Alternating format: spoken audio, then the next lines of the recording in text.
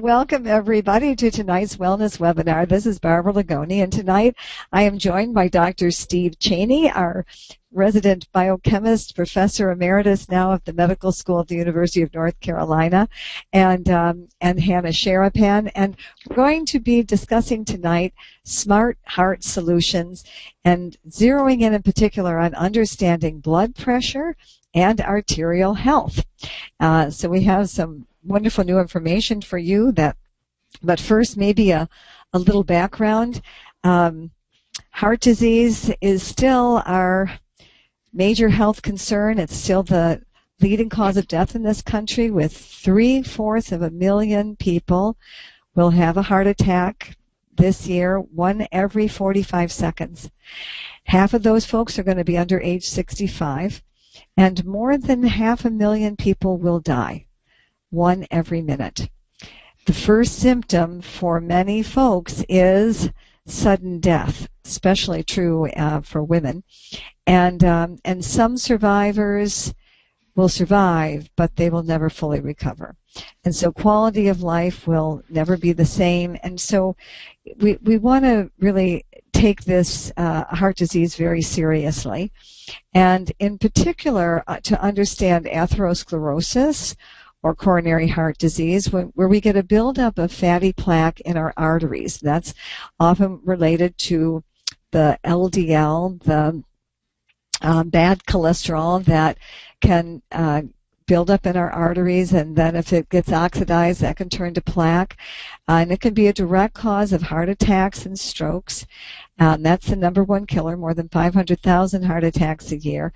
But the most important thing to understand is it is preventable.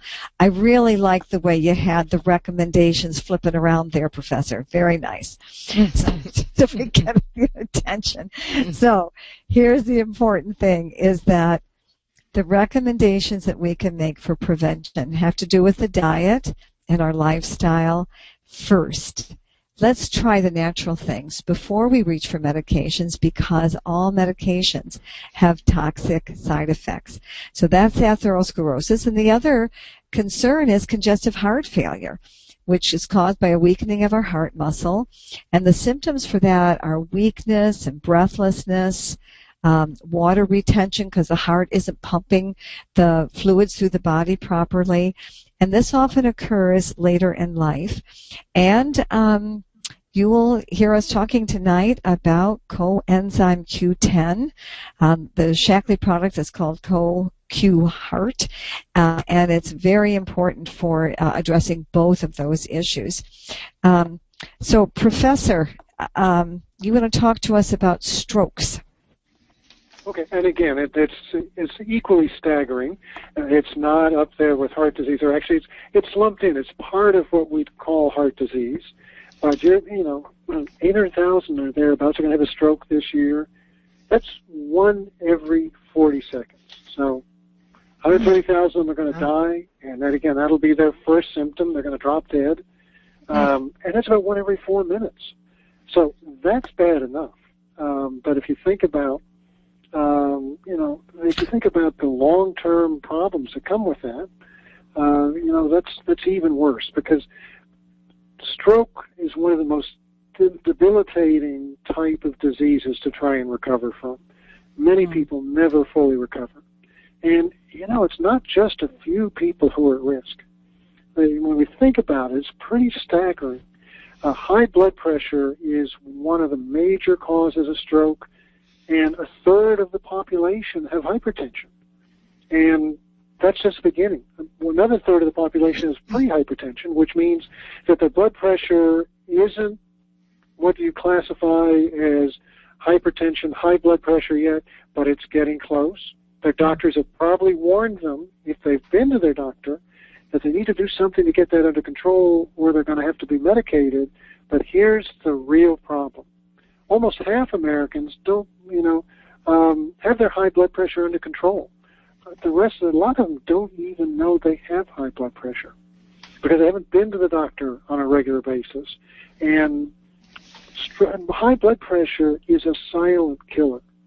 Until you start to develop crippling headaches or something like that, you may never know that you have it. And that's why, once again, sometimes the first symptom that you have a problem is that sudden death, that stroke. And the reason blood pressure matters is, just as Steve so well explained, that more than 348,000 American deaths in 2009 alone included high blood pressure as the primary or the contributing cause. That's over 1,000 deaths a day related to that. And, of course, we know that high blood pressure increases our risk for all kinds of dangerous health conditions. Some of these statistics really surprised me, though, that for the first heart attack, it's 7 out of 10 people who have their first heart attack have high blood pressure. And the first stroke, 8 out of 10. And for chronic or long-lasting heart failure, about 7 of every 10 with chronic heart failure have high blood pressure. And kidney disease, if you ever see in a clinic, like at the Cleveland Clinic, you'll see that the same doctors who address the hypertension are also addressing anything to do with nephrology, with the kidney disease, because they are so related. And, of course, what's that lead to? Unbelievably high health costs. When we look at this, it's just incredible, isn't it?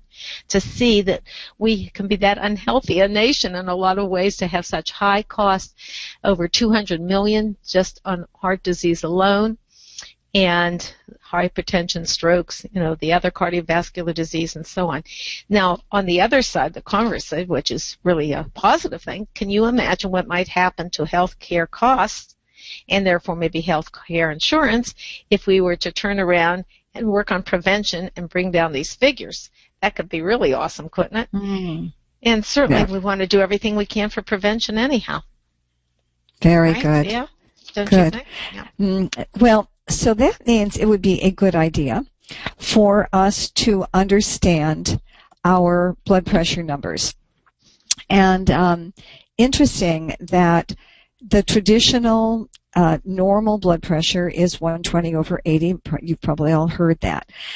And then I was telling Steve that I found on the AARP website that they were saying that 140/90 was considered acceptable for people ages 65 to 79, and even 145/90 for people over 80. Well, Steve didn't like those numbers, and so he did a little research, and what he found out was the reason why the American College of Cardiology was allowing those numbers to be acceptable was, one was, Steve, because the alternative would be to give medication, and the amount of medication that it would take to bring that back down to 120/80, they felt that the side effects of the medication would be worse than the side effect of having the higher blood pressure.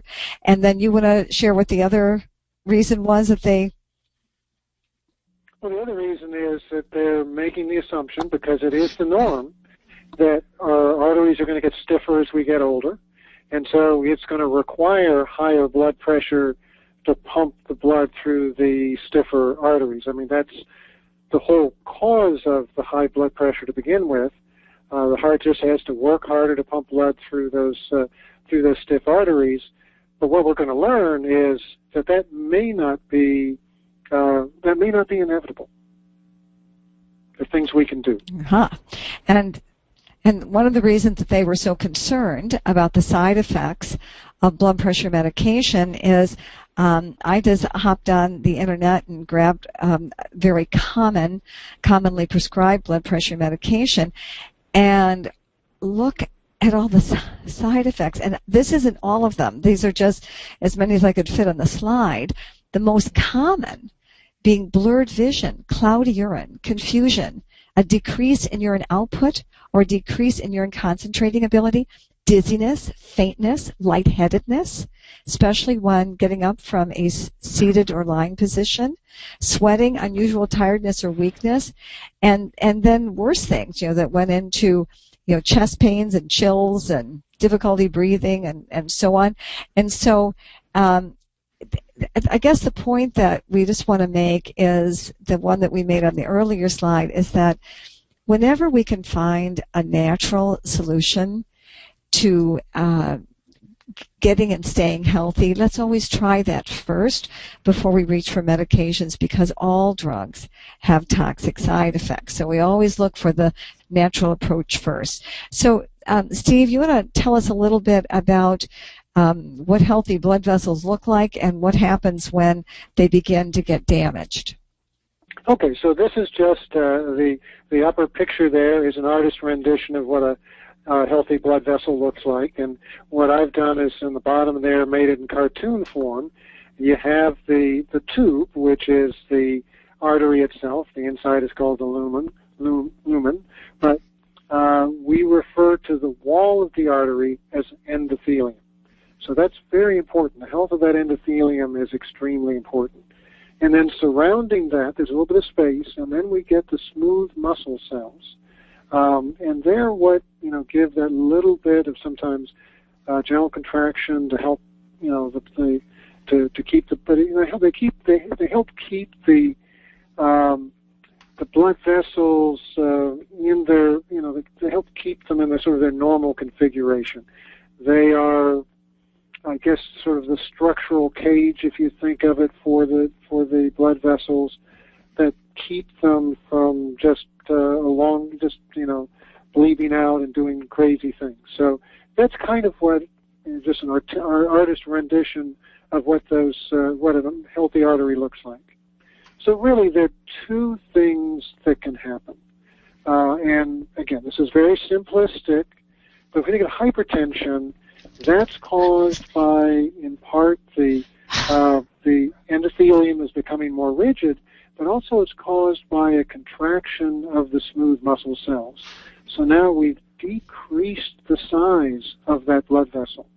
And whenever you decrease the size, you're going, if you go back, if you ever decrease the size, you're going to have to work harder to pump fluid from it. Therefore, you're going to get higher blood pressure. Now, to a certain extent, that's comes with age. I'll show you in a minute a figure in which, if you just look at what happens as we get older, the plasticity of the blood vessels, the contraction of the smooth muscle cells tends to occur as we get older. Our blood pressure tends to go up.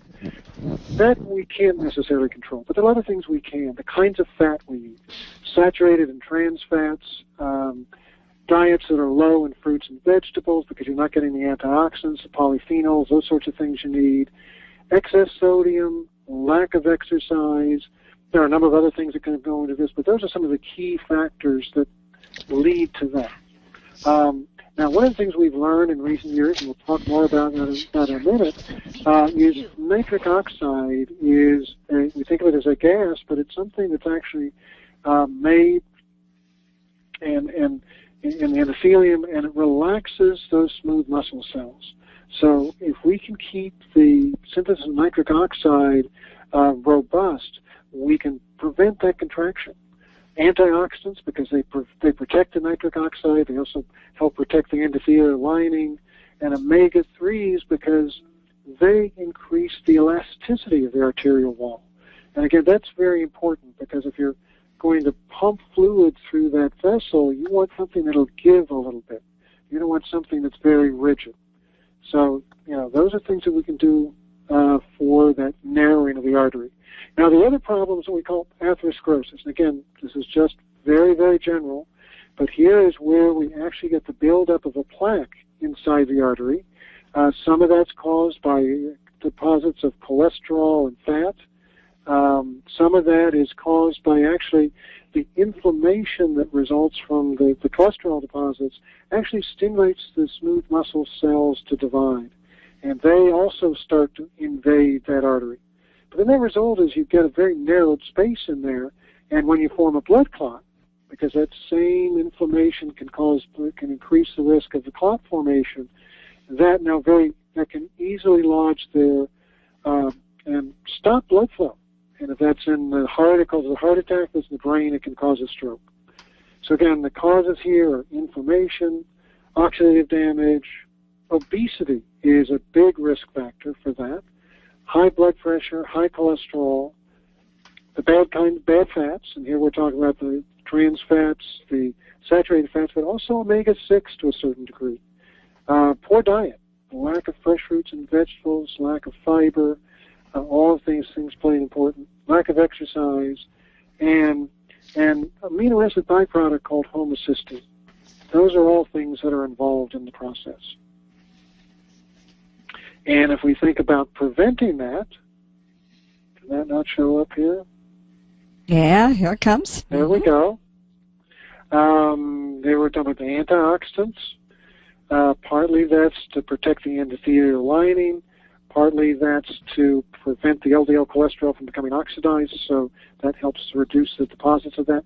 But it's also to protect the nitric oxide, which also the nitric oxide reduces inflammation. It stops those smooth muscle cells from dividing, and it helps prevent the blood clot from forming. The good fats, the omega-3s, are very important here in controlling inflammation in terms of making the endothelial lining elastic. Good diet, weight control, exercise, all of those things are important. I misspelled exercise. So just to kind of understand this is that, so inside our bodies we have this wonderful highways of blood flowing in these arteries. And nature has given us these healthy artery walls, and then they've lined them also with these smooth muscles. But when these arteries get damaged, they get damaged from stuff that we do in our daily life that's not so great. So foods that we eat that have toxic things in them that Steve just outlined. When we eat diets that don't have the 6 to 9 vegetables a day that we always talk about, then we're not getting antioxidants, which are essential for the health of these things. And then this nitric oxide, whoever heard of that, turns out that all those vegetables that we're always talking about, they're very rich in nitrogen. Mm-hmm. And then the body converts the nitrogen from the vegetables into this cool nitric oxide stuff. And so that's where that comes from. That's actually made by the body from these naturally occurring nitrates in our vegetables. So we always keep going back to this diet that nature really intended for us, that foods that grow naturally out of the earth. And so when we have that, we've had some damage to our arteries, I love that there are things that we can do to start reducing this inflammation here and to relax those smooth muscles, and that's where the nitric oxide comes in. So that's when I love working with Barbara. She always takes what I give you and translates it to words that you can understand. But then, and what's so helpful is when this product came out, first of all, the product is called blood pressure.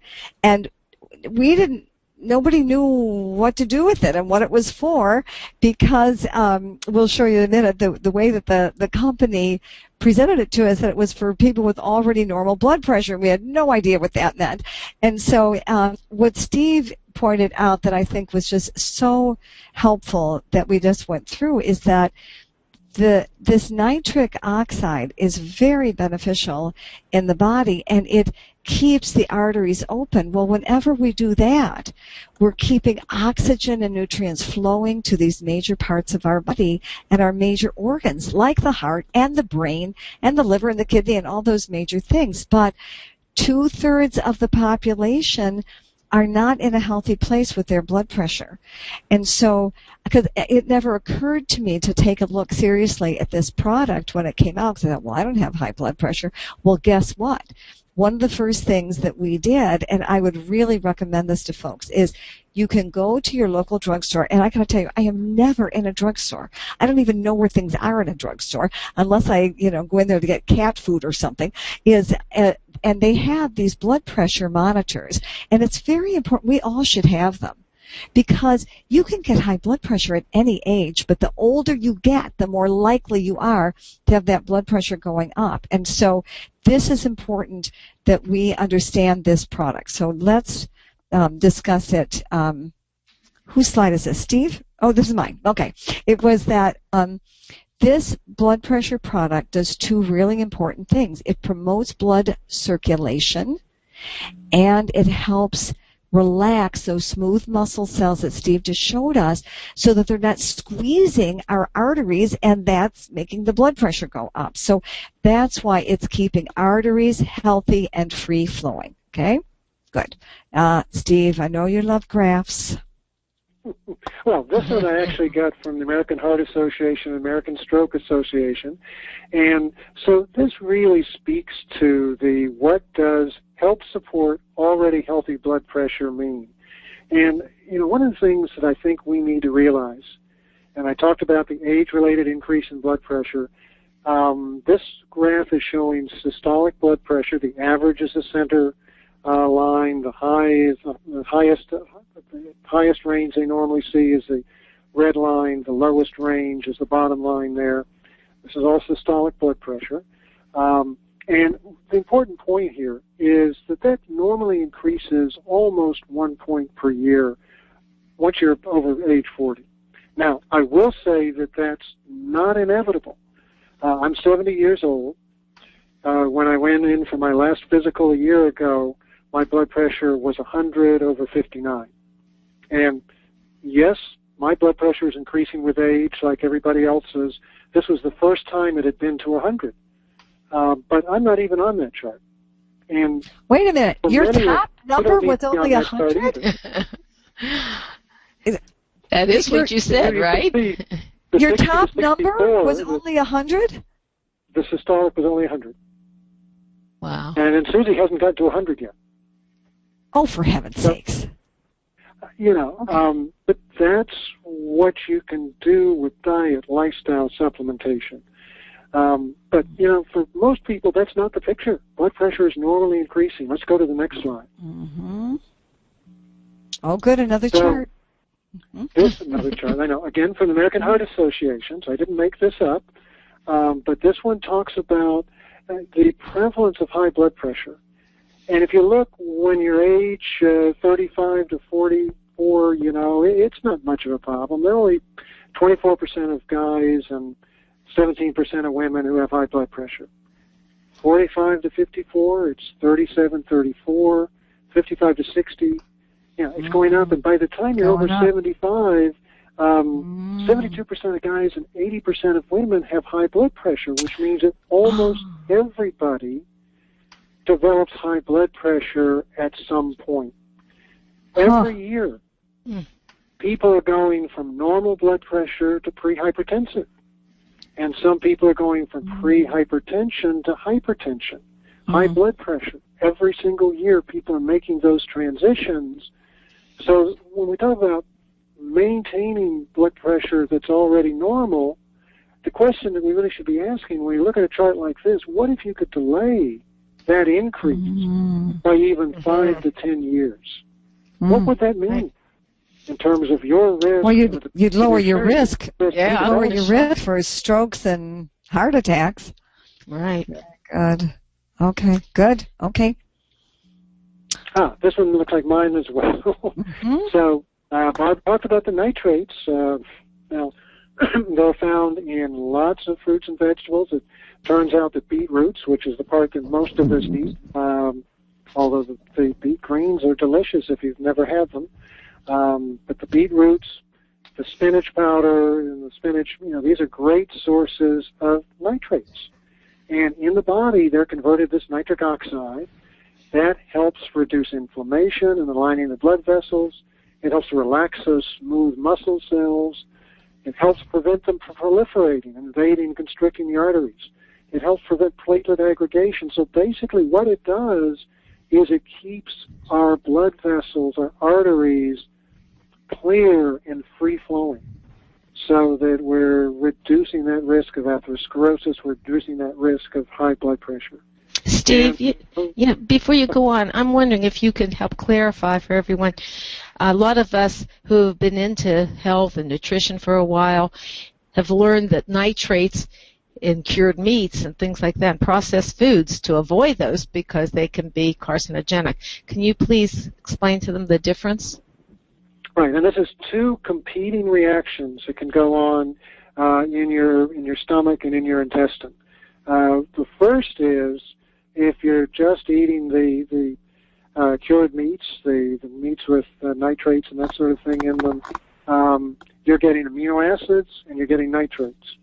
Those can react to form a compound called a class of compounds called nitrosamines, which are cancer-causing chemicals. Now, if you have antioxidants present, and I'm not suggesting that you just go ahead and eat your bacon and drink orange juice with it, although that would be, if you're going to eat your bacon anyway, that would be a great preventative strategy. If you have antioxidants present, those nitrates are reduced to nitric oxide. And when you eat fresh fruits and vegetables, they give you lots of what? Antioxidants. Yeah. And when you look at Shackley's blood pressure product, by the way, you'll find they've added vitamin C to make sure you've got the antioxidants you need. Mm-hmm. Thanks for sharing that. I think that was good for everybody to hear. This is yours, Professor. Thank you. And then, they've also got magnesium in there because that also helps to relax your smooth muscle cells. That helps you retain healthy blood pressure as well. A lot of people don't get enough magnesium in their diet. So they have some of that in there as well. And next slide.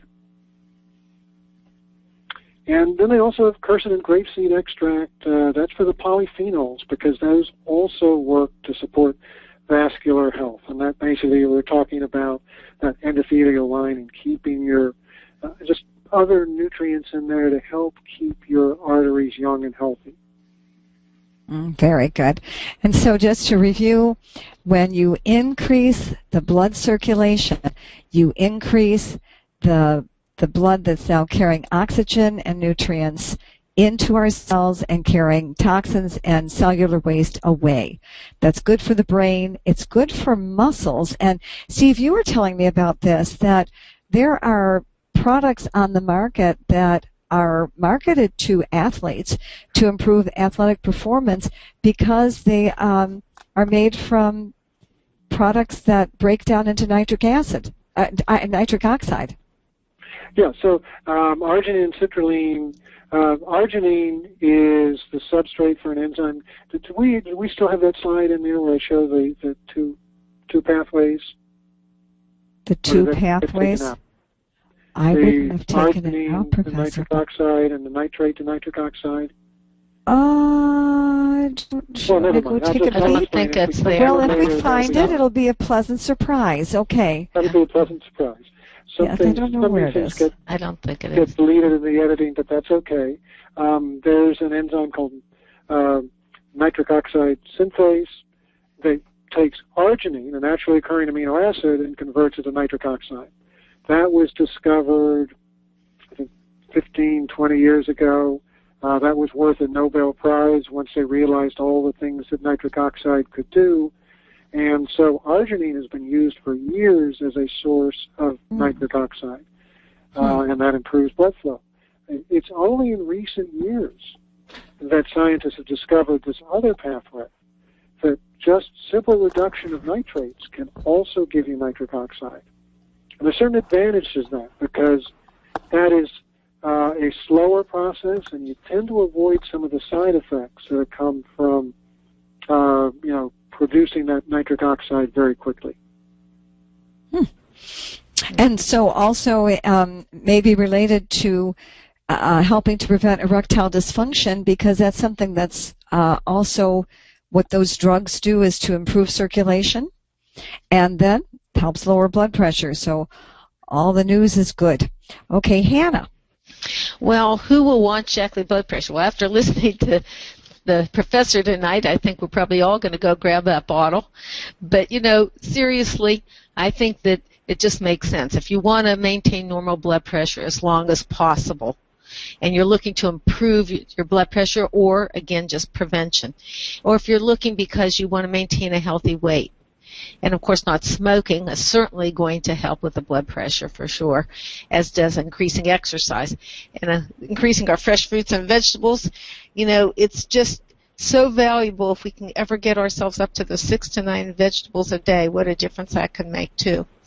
And reducing the saturated and trans fats that the professor mentioned earlier, reducing the salt intake, and then taking the Heart Smart collection that we're going to be talking about the rest of the evening, and that's the Shaklee new blood pressure product, the Mega Guard, commonly referred to by the public as fish oil, but we'll talk about the differences, coenzyme Q10, our CoQ Heart, and even cholesterol reduction. So anybody who's really wanting to have healthy, free-flowing blood vessels, it would make sense to want to use the Shaklee blood pressure product. And, of course, you're going to get to see in Healthy Tips from the professor on that site. You'll get a lot of good information, as we always do, from the professor. They do have one on nitric oxide there. There's one specifically on that. That'd be good, yeah. And yes. So let's talk then about the Smart Heart collections for prevention of heart disease. So we have starts with this Shaklee blood pressure product. So it relaxes the smooth muscle cells. That reduces the constriction of the blood vessels, so it opens it up so the arteries are free-flowing and reduces blood pressure. That one I think is easy to understand now. Thank you, Professor, for that explanation. And then Omega Guard, omega-3 fatty acids, one of my favorite products Shaklee makes, reduces inflammation anywhere in the body, including in the blood vessels, reduces platelet aggregation. That's the stickiness of that you don't want your blood cells to be sticky because then they can form clots, so it makes red blood cells more slippery. Very important. Number 3, if you have elevated cholesterol reduction complex is a wonderful product. You take, it's made from stanols and sterols, and which are very similar to cholesterol in their biochemical makeup, but they're made by plants. And this product, you take a couple of these tablets before your evening meal or 2 meals a day if your cholesterol is up there, and it lines your intestinal walls, and it helps prevent the absorption of cholesterol. It's really, really fabulous. And then CoQ Heart, which we're going to give you a couple of slides on this because CoQ Heart is a really important product, but it's especially important if you are on a statin drug because the same pathway in the liver that makes, where the liver makes cholesterol is the same pathway that it uses to make the coenzyme Q10, which is really important. You need that for all the muscles of your body. And what's the most important muscle is the heart. You also need it for your brain. It's a very important nutrient. And it is an antioxidant that helps prevent oxidation of LDL cholesterol into plaque. That's one of the most important things. And interesting, one of probably the most popular product Shaklee makes is called Vitalizer. It's the daily strip of 6 tablets that people can take to give them coverage with 80 nutrients in each one of those vitamin strips. And for people who get the Vitalizer Gold, which is for people over 50, there is CoQ 10 is in that the Vitalizer strip for that. So you're going to be getting it there. But you also can take it separately. And Hannah, are you going to tell us about this one? Yes, I think that it's so exciting that we have a product as fine as our CoQ Heart. It really is almost like an inexhaustible source of antioxidants, as Barb was just talking about. The free radical damage, how it helps protect against all that. If we can have anything that is helping protect our DNA, obviously that's going to be so important for us. And it's a very efficient way of utilizing the cell energy, because our organs that have the highest energy requirements, such as the heart, liver, and kidney, have the highest CoQ10 concentrations and also the greatest need. So we transfer the electrons from the food we eat to oxygen and free radicals, inactivating them. So what this does is it uses the electrons to reactivate other antioxidants. So we're getting very biochemical here. Very, yes. Mm-hmm. In fact, I think this was the professor's chart. I think it was supposed to be the professor's. Yes, I think it was. Now, you want to take over, Professor, that is just fine with me because mine was a lot less complicated than this one. I had the greatest chemistry professor. And whenever we would talk about electrons and protons and neutrons, he would kind of lean in and he'd kind of whisper, he'd say, "Now, boys and girls, this is chemistry." Uh-huh. But it is fascinating. Well, it is. How nature has put that together for us. Okay, so Right. Professor, you want to talk about your electrons? Hannah, actually, you've done an excellent job. That's exactly what happens. We need coenzyme Q10 because that helps. That's part of what we call the electron transport pathway that takes the electrons from the food we eat, transfers to oxygen to make water, and in the process generates all the energy that the cell uses. But also, it can use those electrons to reactivate other antioxidants. So when we use up vitamin E, for example, because we're fighting free radicals, it can take the oxidized vitamin E and reconvert it back to the active form again. That's amazing. Yeah. Plays a couple of very, very important roles there. Yeah, and it's so great too that our product is so unique as well. So. Okay, now, Professor, this Yeah. biochemical looking one is yours. Okay, well, this is really what I was referring to previously, that little blue structure there with all the things that look like a labyrinth in it. That's what a mitochondria looks like, or at least an artist's rendition of the mitochondria.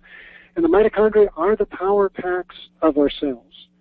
And if we look at those, what looks like a labyrinth, and we just take a tiny piece of it and enlarge it, we have what we call the electron transport chain, where the foods enter at one end, donate their electrons, they pass along that electron transport chain, and out pumps energy in the form of what we call ATP, which is the currency that the cell uses for energy.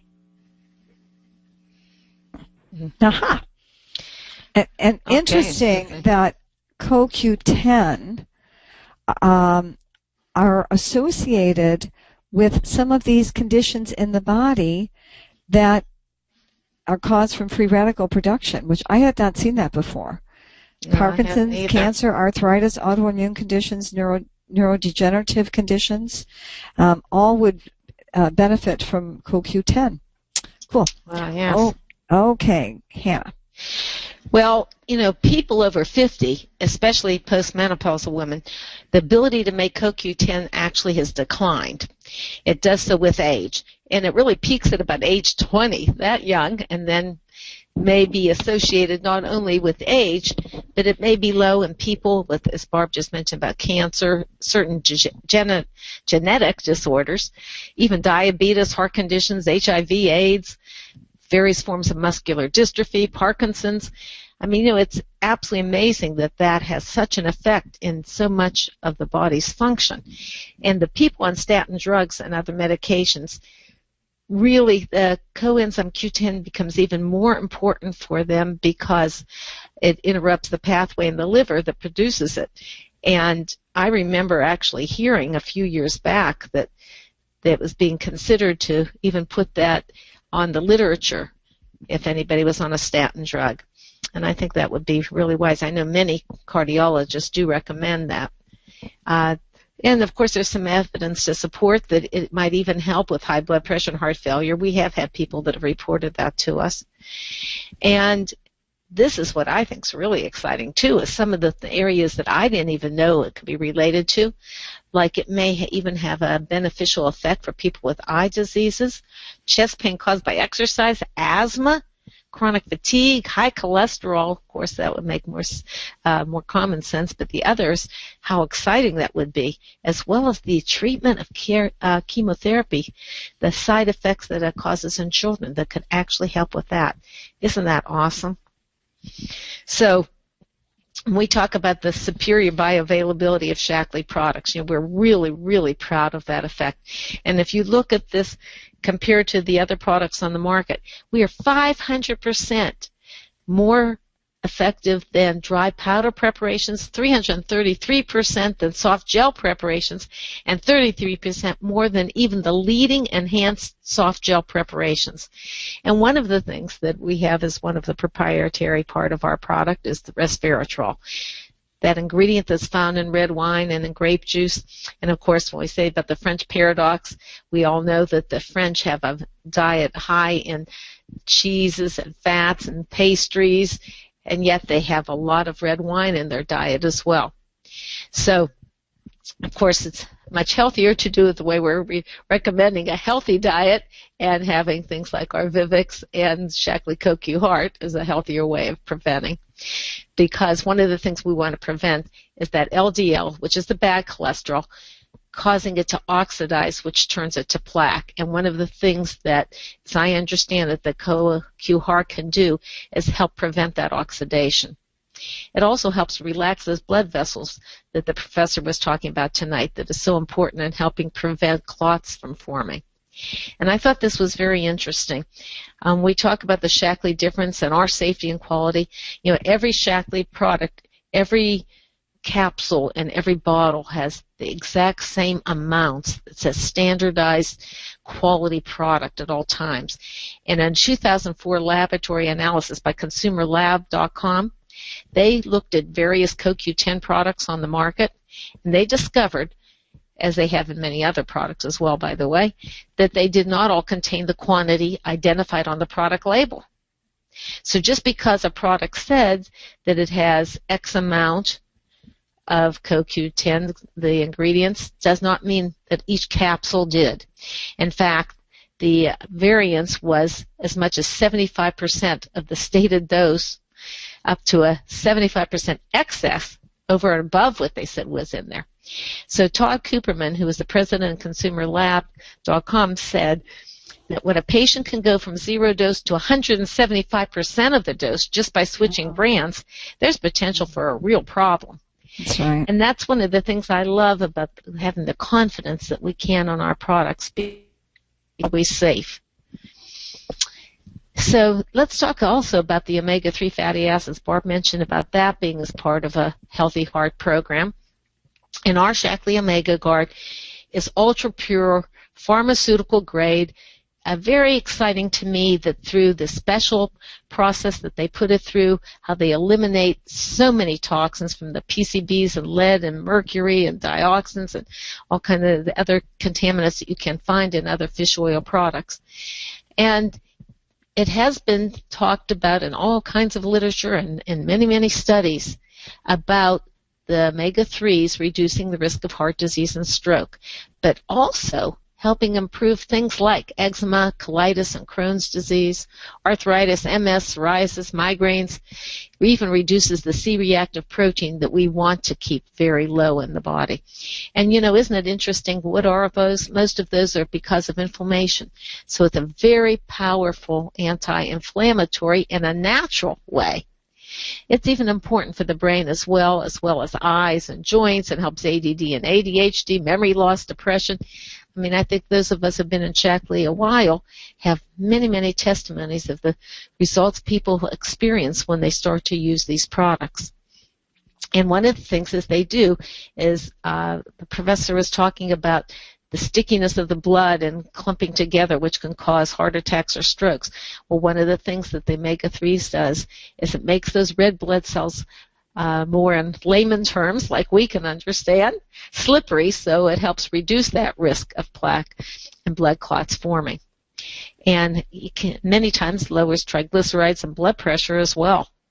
So super product, and can we go to the next one? And so how much would we want to take? Well, I guess the rule of thumb is if you've never had a heart attack and have no family history of heart disease, the American Heart Association recommends at least 500 milligrams of omega-3s a day, which is exactly what you get in that vitalizer that Barb was telling you about with those 80 wonderful nutrients. But if you've either had heart attack or any kind of cardiovascular disease or a family history, then it might be wise to consider going to 1,000 to 2,000 milligrams.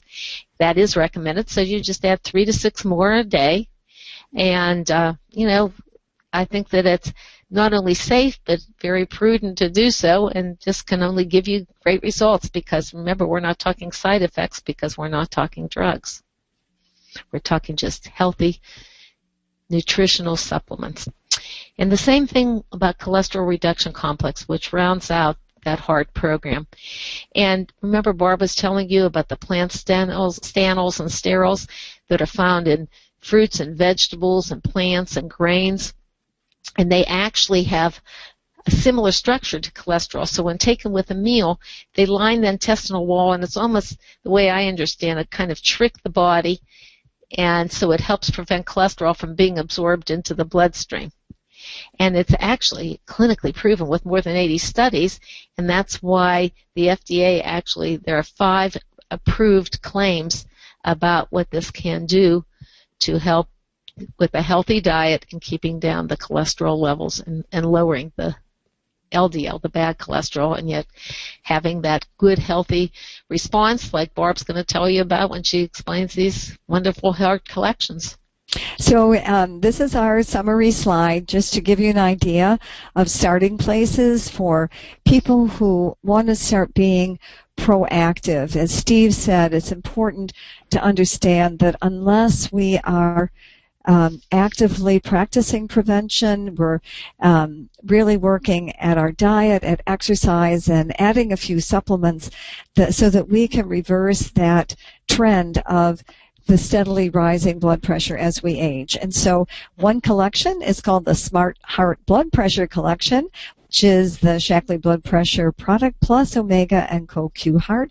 And then there's also a Smart Heart Cholesterol Collection for folks who have elevated cholesterol and want to do something natural before having to go on statins or other kinds of medications. And so very nice starting place, and you couple those with the Vitalizer strip, and you really have a great starting place. So with that, it's a wrap, and let me quickly go to your questions. Let's see if there's here. Let's see. Annette asks, Professor, with all the good news on CoQ Heart, what is the maximum an adult could take? I don't think with the CoQ Heart that there are advantages to, taking mega doses of that. I really would stick pretty close to the recommended amount that's on the bottle. Okay, very good. So the in the Vitalizer strip, you get 30 milligrams for. That's for the Vitalizer Gold for the people over 50 for that version. When you take CoQ Heart separately, I think it's 90 milligrams in that. And so I normally take the Vitalizer strip plus 1 of the CoQ. It's really that's a really good. And I think that's funny. I mean, I've seen clinical studies where they've gone. I think the highest I've seen in the clinical study is 300. But most clinical studies are more in the 90 to 120, sometimes 150 range. Good. Okay. And then Janet, very good question. Janet says, I take blood pressure medications. Should I talk to my doctor or my pharmacist? That is a great question, Janet. Okay, Professor? Sorry, I missed that. This is talking about what? Well, she knows she's on blood pressure medication, and she's asking, should I talk to my doctor or should I talk to the pharmacist if I want to begin to take this product? I would recommend talking to the doctor just because there are a lot of different factors that go into maintaining a healthy blood pressure, and there may be other health issues that you're dealing with as well. So if it's something that's very simple, there's one health issue and one health issue only, and it's a medication, then the pharmacist can be a very reliable source. But if you've got more than one thing going on, you really want to be talking with your doctor. That's a good answer, Steve. And the other thing I would mention, the same thing is true when people are on blood thinners or whatever is that, blood pressure monitors are not expensive, and they're really important because I don't know about you, but my blood pressure is always elevated when I go to the doctor. I don't like it over there, and so my blood pressure just goes up. It's terrible. And so it's that, what do they call that, white coat syndrome or something? Is I know. And so having a blood pressure monitor, then you know what's going on with your blood pressure and you can control it. It's really a very good idea. And so it's a good idea if you want to begin to reduce blood pressure medication, don't just do it cold turkey. It's great that you understand that. It's very good. But Steve, if somebody was on a blood pressure medication and they began taking the blood pressure product, it isn't like it's going to drive their blood pressure so low that it's dangerously low blood pressure, right? Well, I mean, that is possible. So that's why, you want to be, that's why we really encourage, which actually really encourages you to talk with your physician, get them to see, get them to do a monitoring program so they can monitor this very closely. And probably they're going to recommend that you monitor it at home. So it's a really good idea to do that.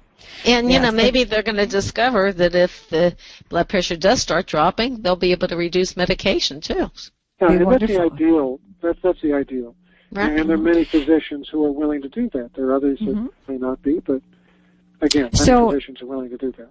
So Hope says that if you have low blood pressure, can you take this? And the answer is probably not, right?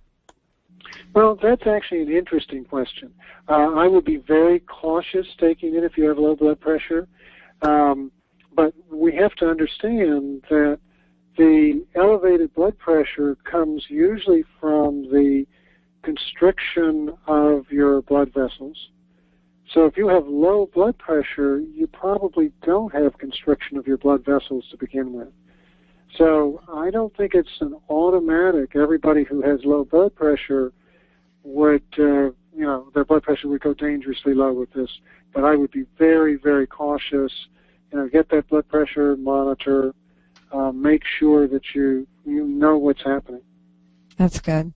And Marge asked, where do you get spinach and beet powder? You get it in the blood pressure product, in the Shackley blood pressure product. That's what provides the nitrogen that your body then converts to the nitric oxide. So it's all taken care of for you.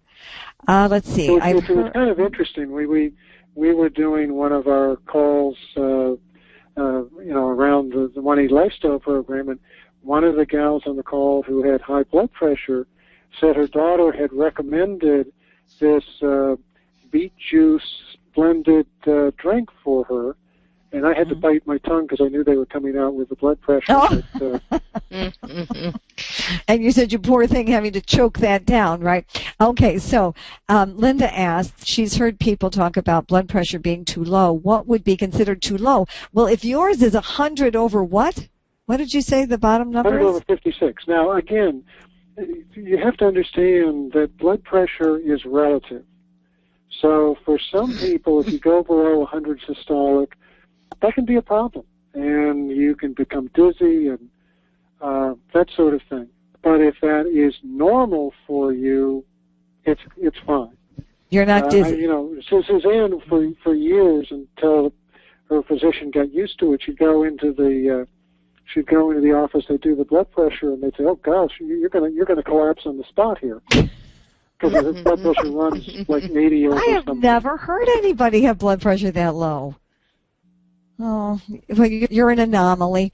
Okay, and then, and this is a great question Judy asked. She's taking Shackley garlic, which garlic we know helps to naturally lower blood pressure. She's taking Vital Mag, which helps to naturally lower blood pressure. And she's taking Stress Relief Complex, that's been keeping her blood pressure in check. And now she says, do I still need to take all of those if I start taking Shackley blood pressure?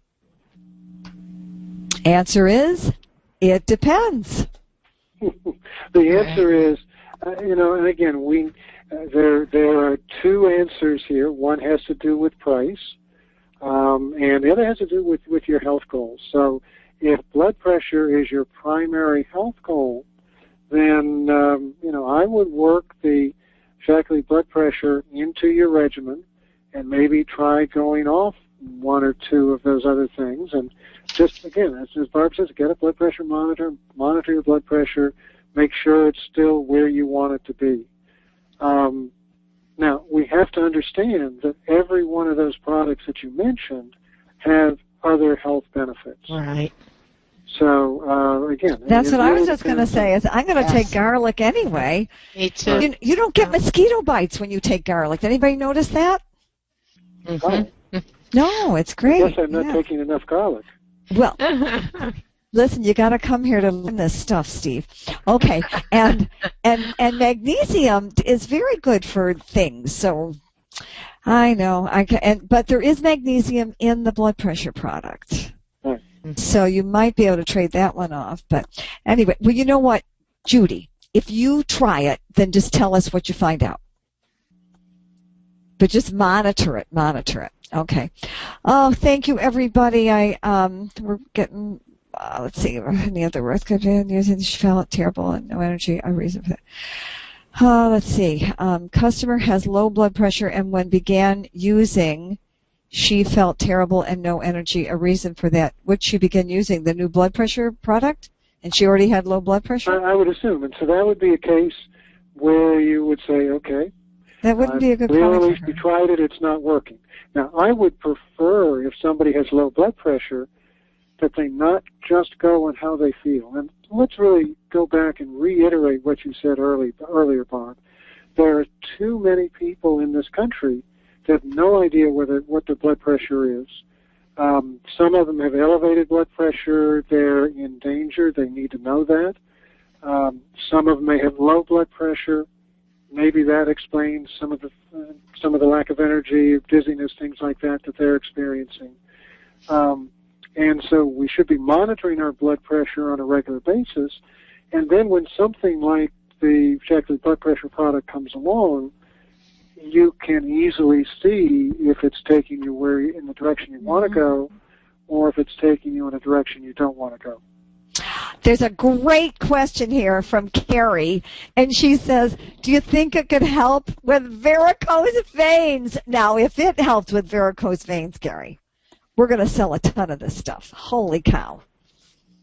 Wouldn't that be cool? Yeah, that's great. However, I don't think that's what causes varicose veins. I think that's a little bit more complex. Yes. Well, I think the problem with varicose veins is the walls of the blood vessels are too floppy. They're not. Nice try, though, Carrie. I really like your idea. I'm not sure this is going to work. And then Anne Lemansky asked about if it might be helpful for someone recovering from a stroke. Well, the answer is it might, but, if they're recovering from a stroke, my guess is they're on a lot of blood thinning medication things. Yeah, again, you have to be careful with that. This is one of the things to remember, and this is I think where so many people really didn't understand when Shaklee was talking about this is a product that helps you maintain an already healthy blood pressure.